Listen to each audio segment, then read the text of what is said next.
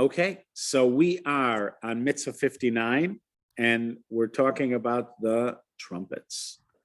So the mitzvah is as follows, and that is that he, capital H, God, commanded us to blow with trumpets in the temple during the beginning of the holiday offerings, and that is his, capital H, may he, capital H, be exalted, saying, and on your joyous occasions and on your festivals you shall blow, etc.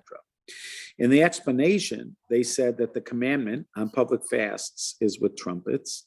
And so that's not just holidays. So they're saying on public fasts, it's with trumpets.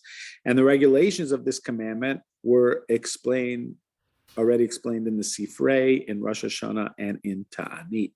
And likewise, we're commanded to blow with trumpets at times of need and distress, when we yell out in front of God, may he be exalted. And that is his saying, when you're at war in your land against an aggressor who attacks you. So a lot of this is in Beha'alotcha, which is towards the beginning of the book of Numbers. In Hebrew, it's called a chatzotz ra. So let us look these up. They actually have made these. The Temple Institute has these, and maybe some other people have made them too. Are there pictures of what they used to look like? Yeah, I'm going to get them, because not only what they used to look like, but they actually have some now. Let's look here.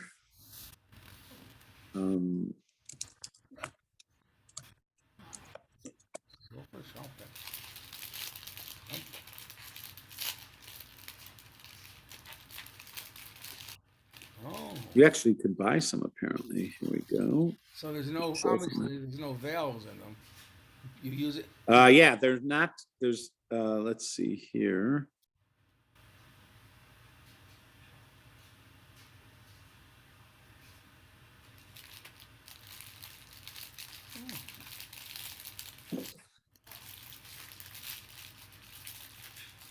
The thing is, you may not be able to hear this well, because I'm not. I don't know if you're going to be able to hear it. You tell me.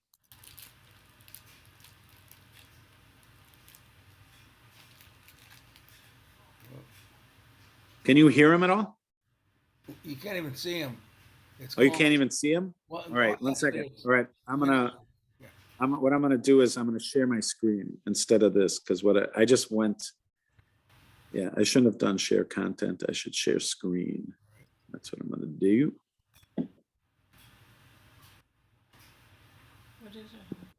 Silver trumpet that they use. Oh. Okay. Oh, is that sweet?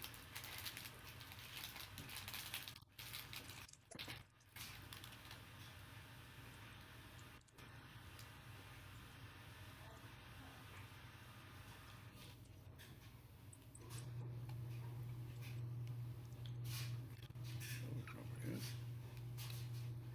Institute silver trumpets.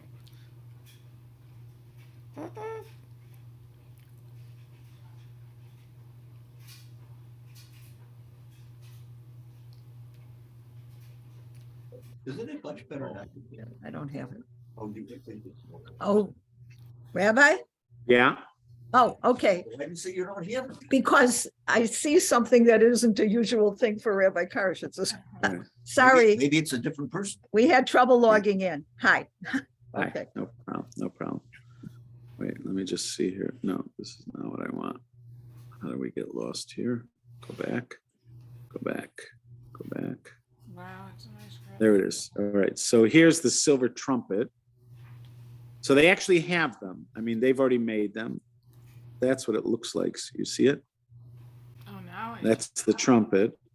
Now, and then, so this is the Temple Institute, because at the Temple Institute, they've actually made, this is the clothing of that's the actual clothing of a Kohen Gadol. Wow. Wow. Looks like And that, boots. see that golden headband? Yeah. And he's wearing, and he's got the breastplate. Yeah. And there at his side is the trumpet. Now, but I want to just go to, let's see here, videos. So is he a Kohen or a Levi? That guy? Yeah, he's a Kohen Gadol. Oh, the guy who was doing it? I don't even know if that guy was Jewish. No, I mean the picture.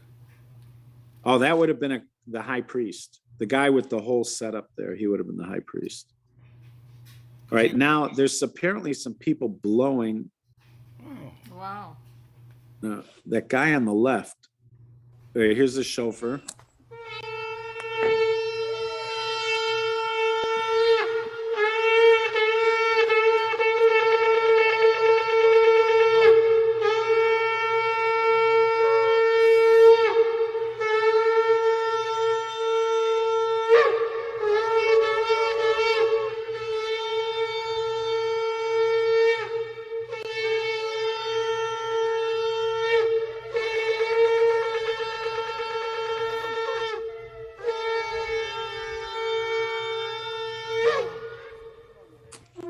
Can you hear it at all?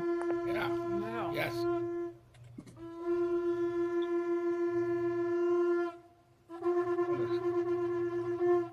So they're blowing it like a chauffeur. Yeah. That sounds weird. Yeah. Now the question is, I don't know. There may have been. Let's see here. Was this really? Oh, here apparently they even have it here with. It says a Passover sacrifice reenacted by Jewish priests in training, because they're part of what they do is trying to get people ready in case we have to do it. They want to make sure there's people trained to do it. Wow. So theirs much longer. You see that? No. Wow.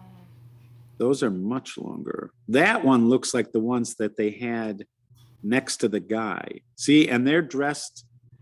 That's dressed as a regular Kohen. You see them? They're in their regular Kohen stuff, and those are goats for the offering.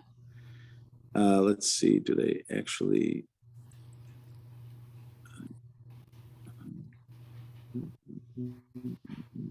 All right, here we go.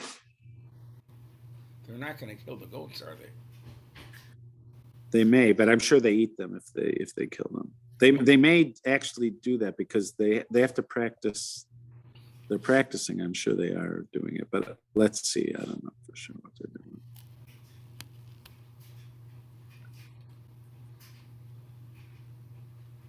Wow. Come on. Come on.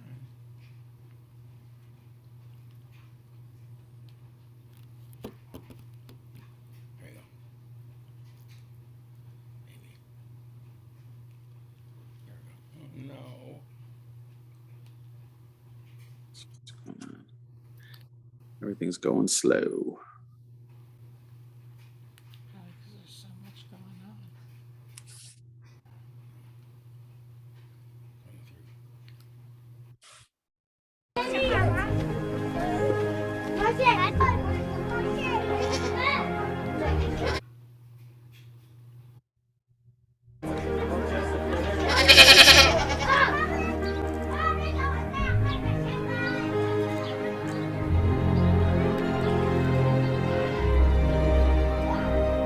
Passover, the festival of freedom. The very name is synonymous with redemption, the Exodus, delivery from Egyptian bondage, and the birth of the people of Israel. For 2,000 years throughout their exile, the people of Israel prayed to return to Jerusalem and for the renewal of the service of the Holy Temple. Our people have waited so long to fulfill the main commandment of Passover, the Korban Pesach, the bringing of the Passover offering. The Temple Institute was founded on the principle of doing everything within our power towards the rebuilding of the Holy Temple. This year, the Temple Institute took a giant step towards making this goal a reality, a practiced Passover offering, including all the stages of the service. This was not an actual Passover offering, which can only be done on the Temple Mount in Jerusalem, but a drill for the purpose of increasing Israel's knowledge and preparedness for the actual bringing of the offering the moment this becomes possible. The Kohanim, descendants of Aaron and members of Israel's priesthood who participated in this event, are members of the Temple Institute's Nezer HaKodesh Academy for Priests in Training. נראית יפה מאוד. The Torah states, Speak to the entire assembly of Israel, saying, on the 10th of this month they shall take for themselves, each man, a lamb or kid for each father's house. It shall be yours for examination until the 14th day of this month. The entire assembly of Israel shall slaughter it in the afternoon. The Mishnah describes the steps of the Passover offering. The entire nation of Israel converges on the Holy Temple in Jerusalem. Many thousands of offerings are brought within a short period of time. The Kohanim need to be expert, sensitive, and focused. The words, next year in rebuilt Jerusalem, are recited every year at the conclusion of the Passover Seder. But next year in rebuilt Jerusalem? Jerusalem is already rebuilt. All that remains for us is to make every effort towards the renewal of the divine service and the fulfillment of our destiny as the people of Israel. This is what the Passover Seder is really all about. This is the real Passover Seder. May we merit to bring the Passover offering this year in the You.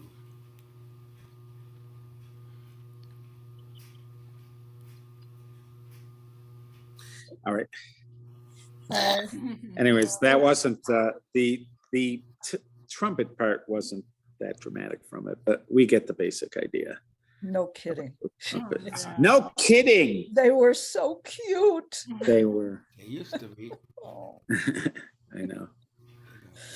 Does this, Rabbi Karsh, Yeah.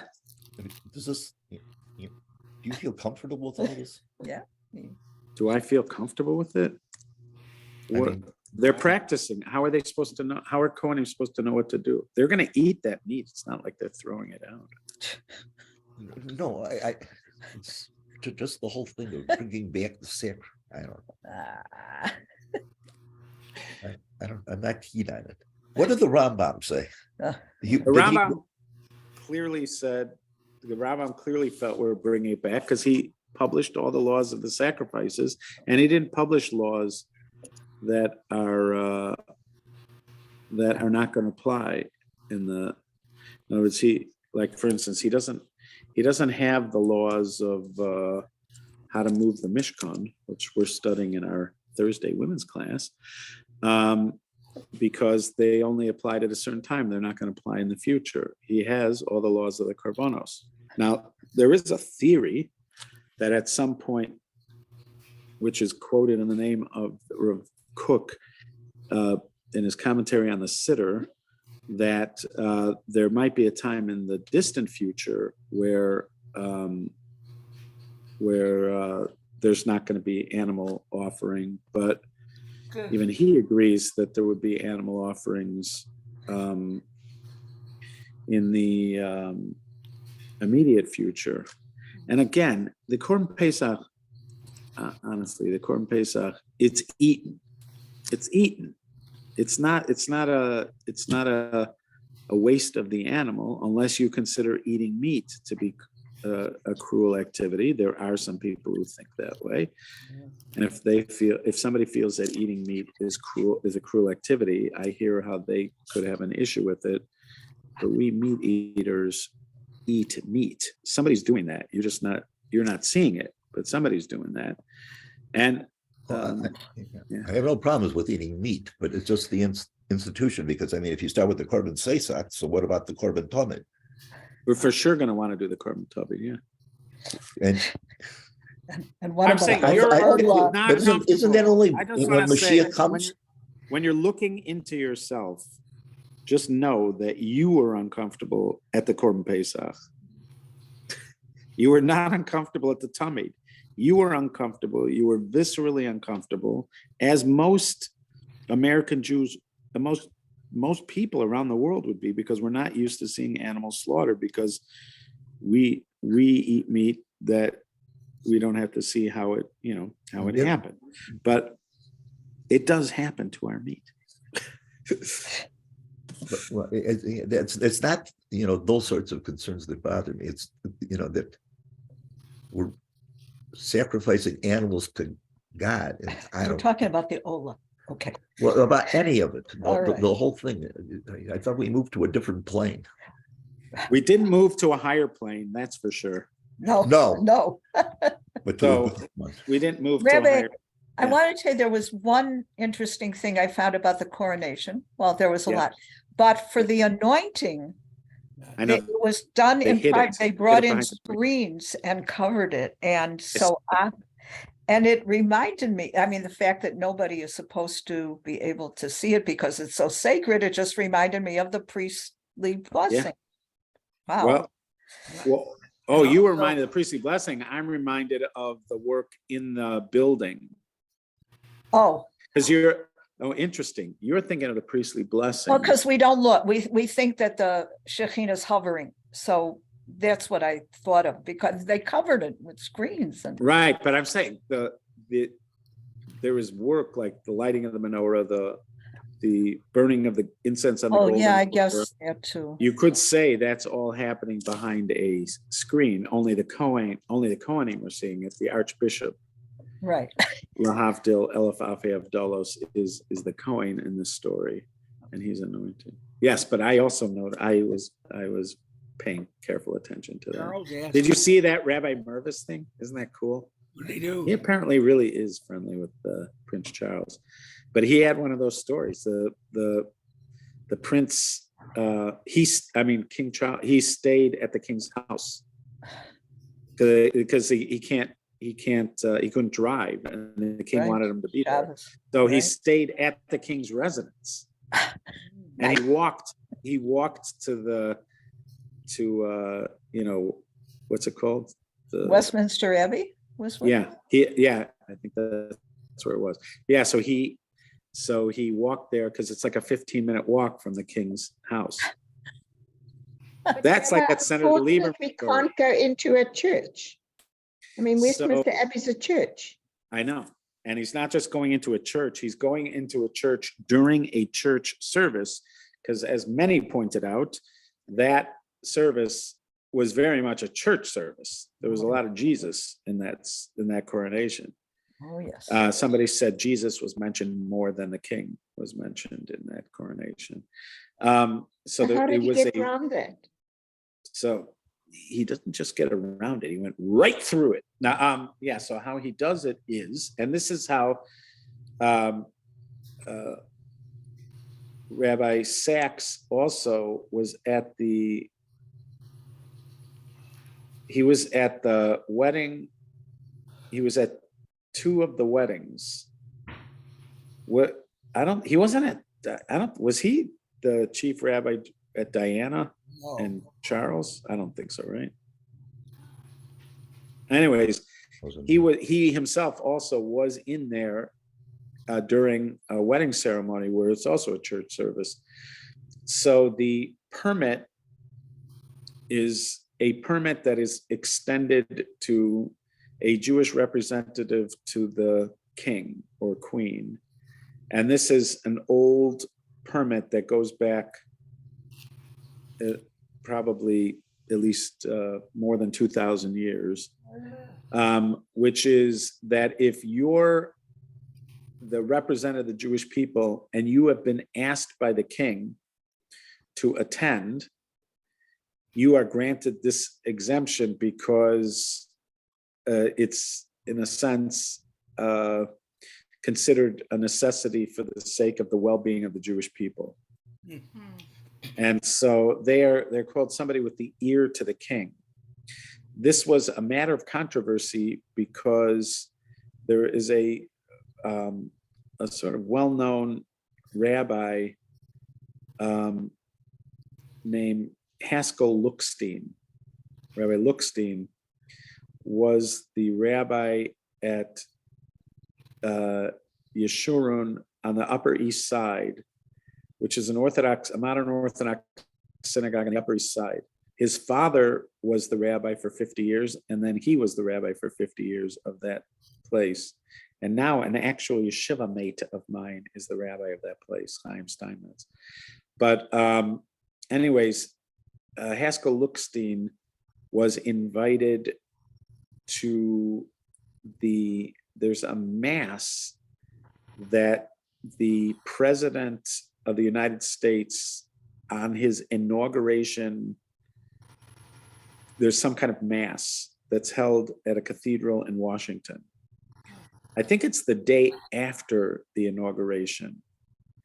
And it's attended by all sorts of dignitaries, and he attended it. He got an invitation and he attended it, even though, again, it was in a cathedral, and I think there was a mass, a Catholic mass.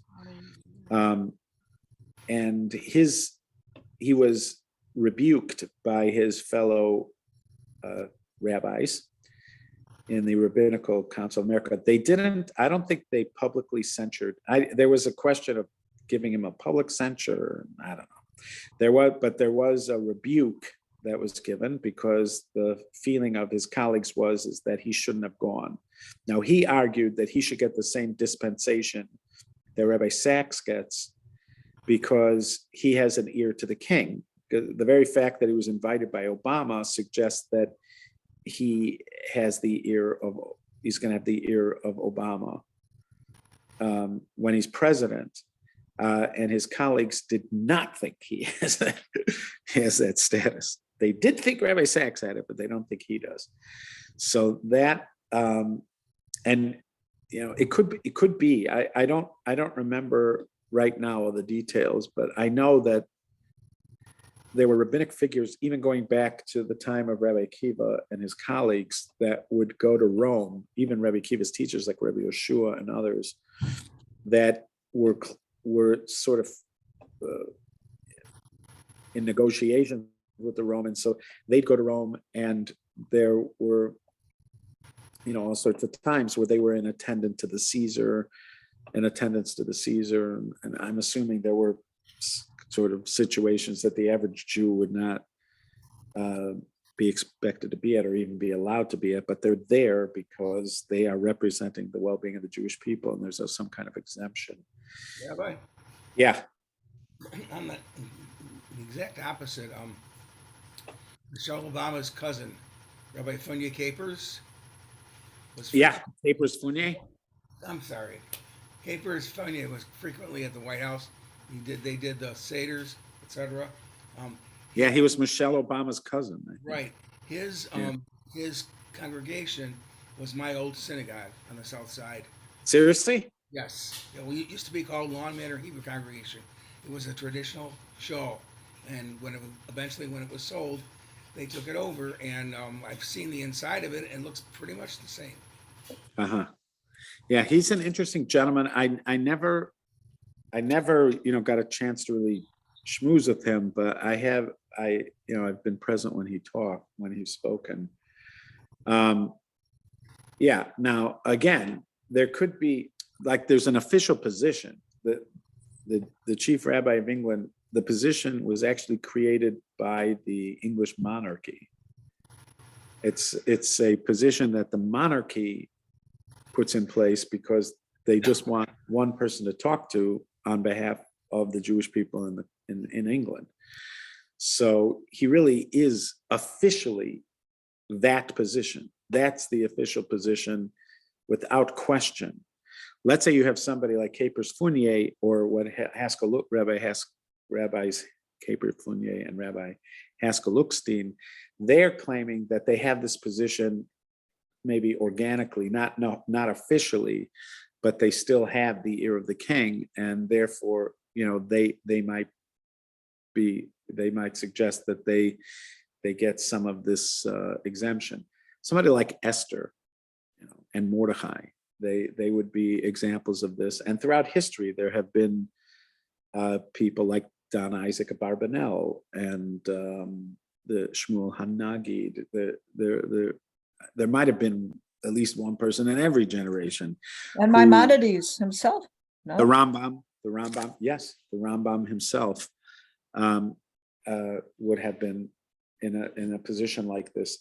And so exactly what constitutes being in this position, I know there were letters, the area where it started to really boil up was the Haskell Lookstein thing.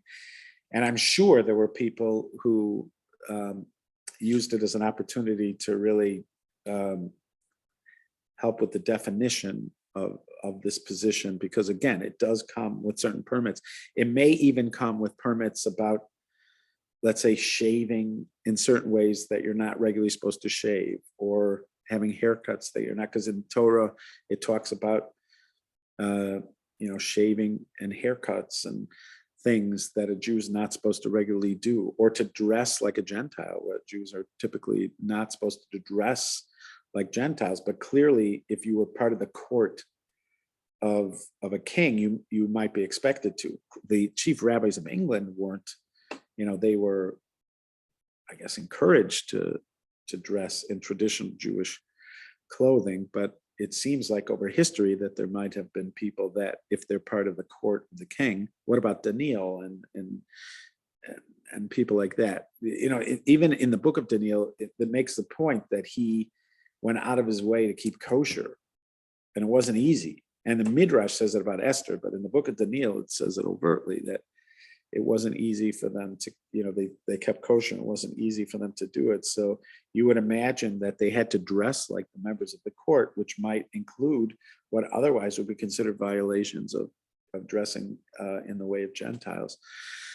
So, so I know about this topic generally, and because of that, I never did like deep research into it. But I obviously, there are deep differences between Christian ritual and Jewish ritual, but at the times when it appears that they're trying to copy Jewish ritual, it's sort of interesting.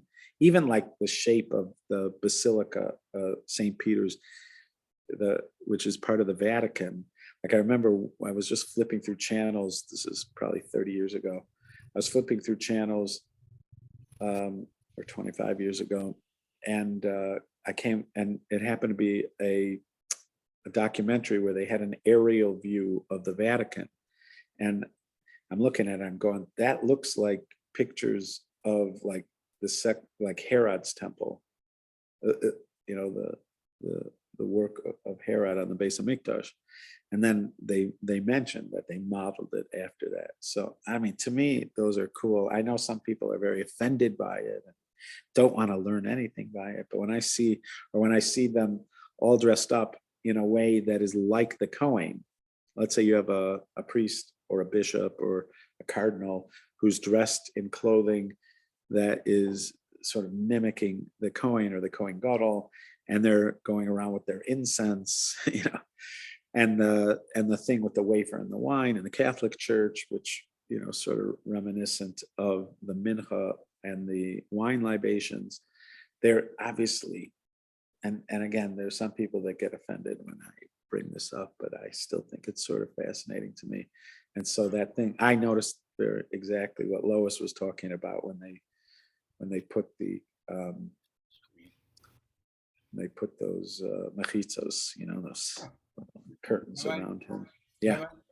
Yeah. Charles asked that the anointing oil be from Jerusalem. It was his, because his grandmother or great grandmother is buried there. Really?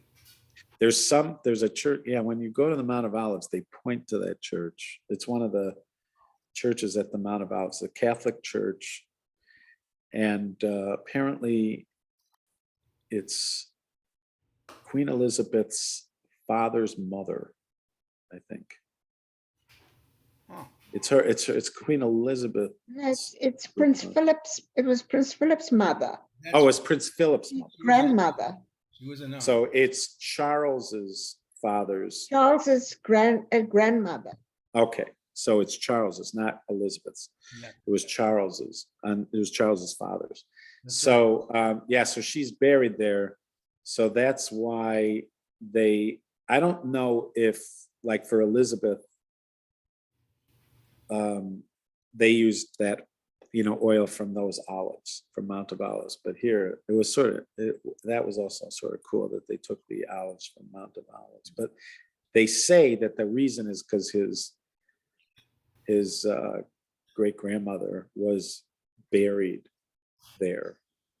But I don't know. And the only thing I know about the whole thing was from the episode of The Crown where they did it. I was very moved by that episode, and the conversation between her father and her, and the sense that she was somehow, it was like a point it was like God himself was touching her, that, in other words, that there was a point of connection. He's choosing her, and I guess with Charles as well. Again, I understand the difference between Jewish practice and other people's practices, and that there's a million separations between them, but they are sort of modeling it on our practice, and it's the closest we get, because unless you want to watch videos, which David doesn't want to watch, of the Jews practicing doing it. So what do we have to do? We have to watch the Anglicans. Yeah. I saw something yesterday that offended me, and on an Amazon box, it said in big letters, "Oh my God, Becky, look at that box." Spelled out. Yeah. I know Well, that. it's good to have sensitivities, Stuart. Yeah. It's good to be sensitive. It's good to be sensitive. Okay, so that was those trumpets, and apparently you can buy trumpets, copies of those trumpets yourself. But I had heard, and apparently the Temple Institute definitely seems to have these silver trumpets. So when we imagine blasts of a horn, we have two to think about. We have the shofar and we have the chatzotzrot, which the way we saw them, as Stuart was pointing out, the way it was demonstrated was like similar to a kind of shofar sound, but it's coming from a trumpet. Okay.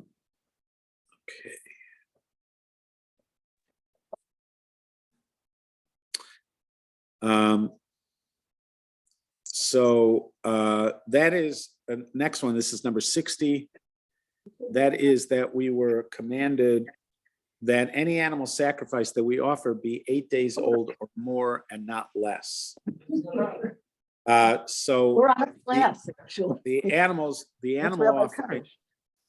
offerings are, let's say, like those goats that we saw. They're very young. Those goats, because they're holding them. They're like the size. They're like the size of dogs. The ones we saw. So they're pretty young. I don't know if they're this young. They don't look this young, but they're pretty young.